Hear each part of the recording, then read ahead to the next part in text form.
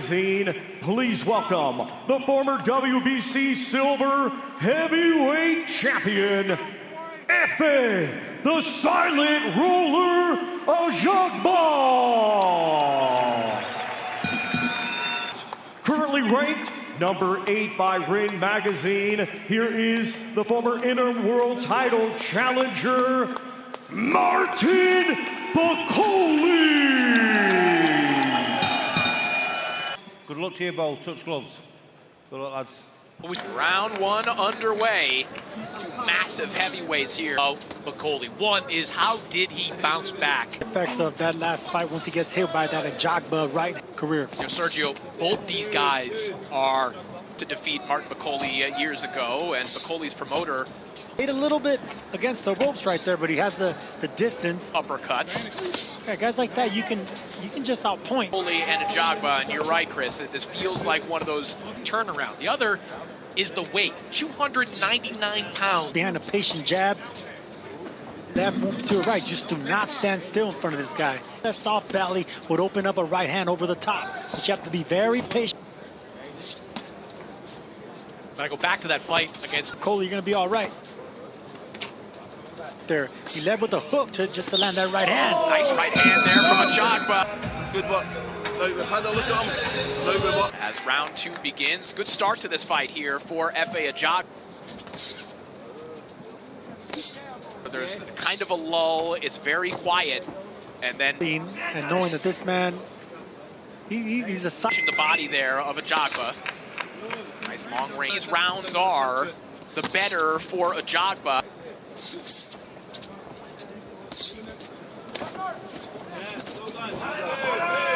Round.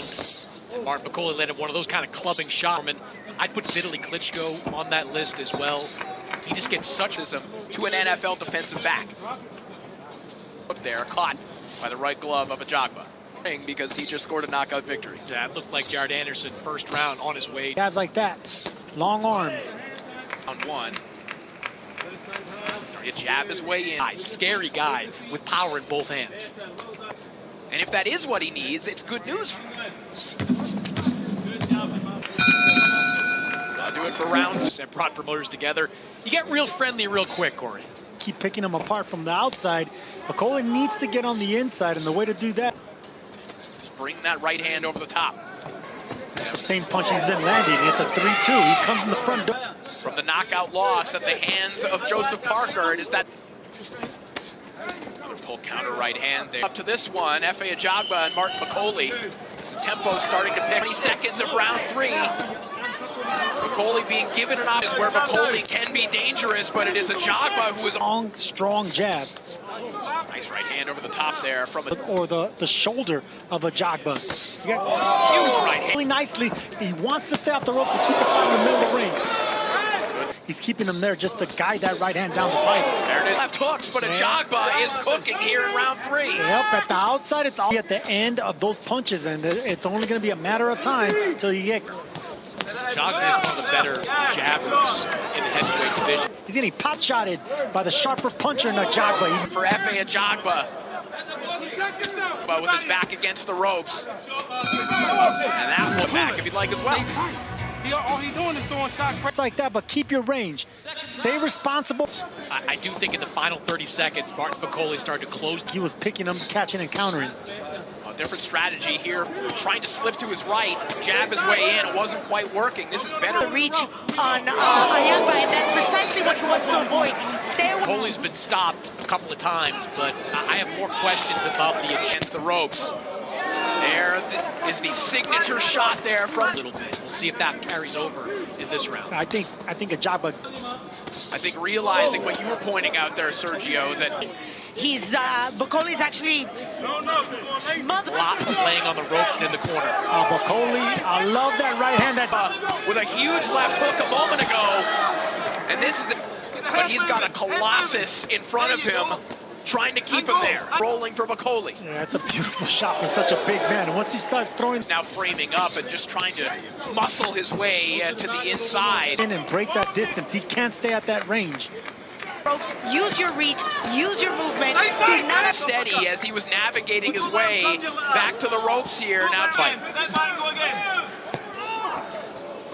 Ajagba trying to counter. Don't see the movements from Efe Ajagba. Stationary in the corner.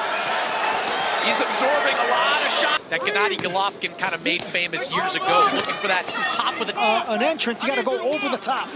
The good straight punches down the pipe, but Bakole just keeps...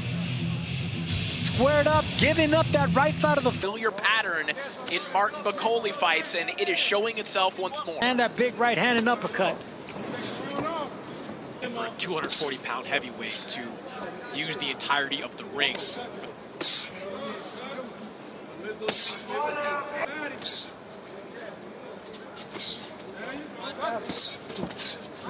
Ajagba just barely missed that right hand. I think double and triple your way in, and then get to the side of Bakole and start. The snowball was turning into an avalanche a little bit. There was scary moments. Moving around. He's a big man. He's been being asked to work hard. Boli just parking himself there against the ropes. It's only Ajagba offering up jabs at the moment. I don't think he's quick enough to do that. Yeah, he's looking at the time performance in the fourth round, but you're probably losing it. Yeah, momentum shifted right back to Efe Ajagba. One of the top 10 best fighters in all of boxing. Looking dominant, and right before the round began, obviously Martin Bakole landed his best shots of the night. Then there was that bouncing on his feet, moving laterally, using the entire ring. It's a lazy strategy by Martin Bakole, you know. But sometimes fighters like you're winning really easily, and it just takes one shot, just punch to throw it, to throw a 1-2 downstairs. I never heard of that fighter. Nice right. They're trash talking, and Chris Mannix, let's take a look at your scorecard. Yeah, 4 rounds to 1. Saying, come on, man, stop and fight. But no, Ajagba shouldn't do that. He should do exactly. Bakole attempting here, Sergio, what is a part of his game, kind of that few fights, very smart guy. And the advice we've been hearing coming from... That once you throw that right hand, you're going to be vulnerable to something punching down. Another good round in the bank for Efe Ajagba. Round. We'll see if he keeps this pressure up. We've seen one round for him in the fourth round, but in between. Because every time that he feints at Bakole or pretends to throw... And that to me was as big a red flag as the quick turnaround. Which again, would be puzzling if that were to be the case. But you do wonder, as we've been watching him, does he have the gas? This round started off the way it should. Martin Bakole applying the for Martin Bakole. Nice right hand that connected from Ajagba. Easy, like they've been telling him in the corner. Other than that, this is easy work for an anchor punch with that right hand. He keeps moving back, but you need to have athleticism. You see Bakole pawing at it. You don't paw at jabs like... In the past, I think Carlos Takam, he was right around that weight for weeks, training at the Mike Tyson gym, as we've referenced, bothered by the fact that he's losing rounds. He's thinking knockout all the... Nice counter right hand again there. Keeping his range, bouncing on the toes, and popping that jab. Really have a long enough camp. Took this fight 1 month ago. Little bounce in. You have to be a cheerleader for a professional fighter. Then there's room for those kind of speeches in boxing. They're in the midst of that too.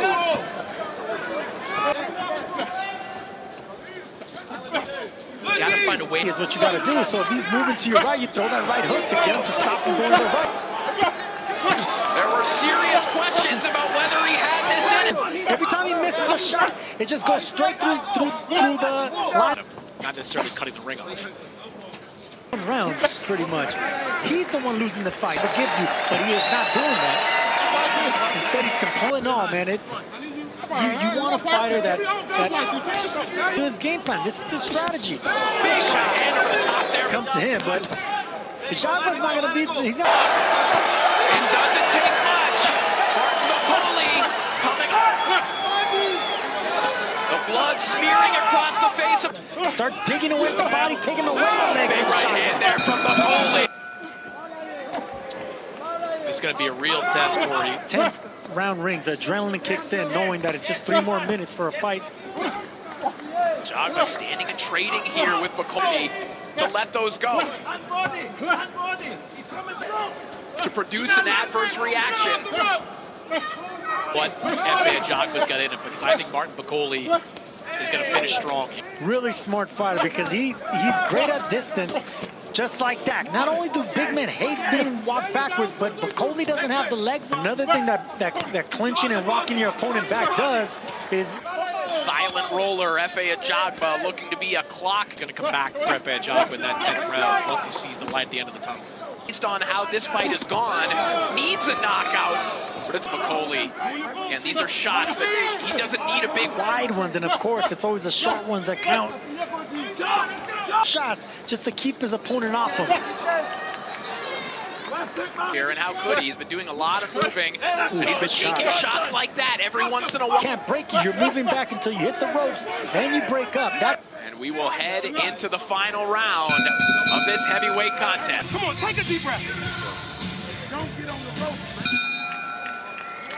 10th and final round. 3 minutes. Not even stay on his feet, just stay at range. You know, keep popping it. Largely dominated by Efe Ajagba. So 87-80. Like, why would that make any sense? Great shot.